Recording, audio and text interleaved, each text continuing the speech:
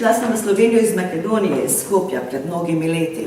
In zato me je profesor Gričar spodbudil in mi dal temo o priložnostih e-sodelovanja z Univerzo za tretje življenjsko obdobje v Skopju, odkoder sem doma.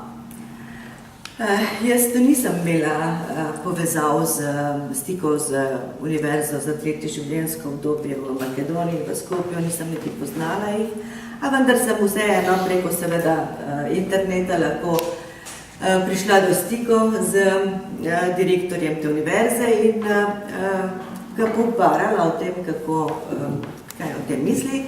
Takoj se je pohvalil s tem, da je že nekaj let, že od leta 2009 sodeluje z univerzo oziroma z inštitucijami v Sloveniji, v Ljubljani. Bil je že na obisku na Univerzi za tretje življenjsko obdobje v Ljubljani, pa tudi udeležil se je festivala za tretje življenjsko obdobje in tudi pripeljal skupino Makedoncev, ki so se udeležili festivala leta 2012.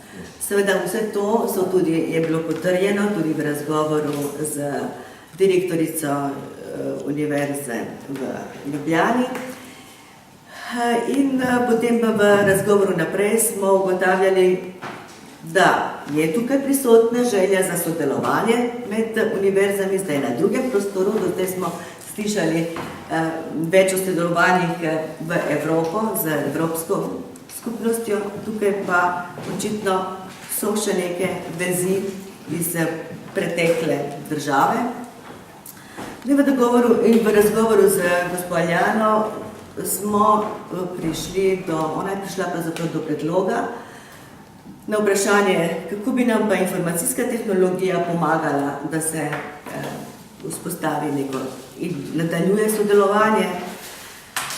Idejo je dala, da bi naredili spletni portal, na katerem bi bile zastopane ne samo ti dve univerze, ki bi sodelovali, ampak vse univerze za tretje življenjsko obdobje v regiji Zahodnega Balkana ali pa z drugimi besedami v deželah nekdanje Jugoslavije. To je predlog, pravzaprav, ki ga podajamo s tem prispevkom in potem naprej smo ga preverili in je bil potrjen strani dr. Krajnčeve in tudi dr. Findajzen ga je podprla kot recimo možnost za širjenje in najprej vzpostavljanje sodelovanja med univerzami v tem našem prostoru in tudi širjenjem na celem prostoru, postavljanje torej to sodelovanja, ki bi, želimo si, nadaljevalo se v pravo sodelovanje, konkretno v tem smislu druženja in medsebojnih spoznavanj. Zaradi tega, ker izkušnje Univerze za tretje življenjsko obdobje, ki jih ima v sodelovanju, v mednarodnih sodelovanjih na našem prostoru, so zelo pozitivne. Namreč že vrsto let in tradicionalno sodelujejo z Univerzo v Zagrebu. V zadnjih letih se to sodelovanje izvaja z obiski skupin. V zadnjih 2 letih je skupina vrtnih prostovoljcev iz Ljubljane obiskala svoje kolege v Zagrebu in pri tem so obiskali botanični vrt, kjer so študentje, ne so se samo družili, ampak študentje so predstavili svojo dejavnost in dejansko nastopili v vlogi predavateljev. In seveda obisk se je obrnil naslednje leto, da so hrvaški študenti oziroma Zagrebčani prišli v Ljubljano in vloge so se obrnile.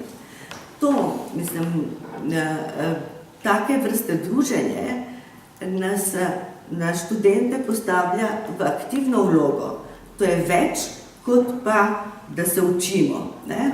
Ampak mi zdajle tudi lahko predavamo in smo bolj aktivni kot samo študentje.